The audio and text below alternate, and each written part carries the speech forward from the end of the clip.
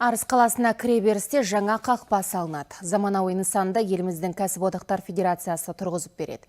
Федерация төрағасы Бақытжан Абдраимның қатысуымен Арыста қала қақпасының іргетасын қалау рәсімі өтті. Салтанатты шараға облыстың атқамінерлері мен Арыс қаласының тұрғындары, қоғамдық белсенділер қатысты. Құны 30 миллион теңге болатын нысан қаланың төлқұжатын сипаттайтын болады.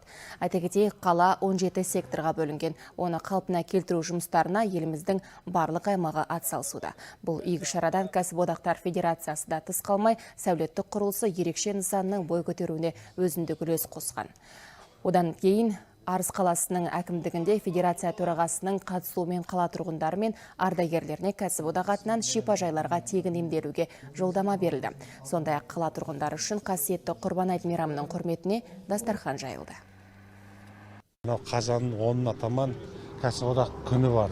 Соның қарсаңында біз осы қақпаны Құда қаласа жақсылап ашамыз, халықты шақырамыз.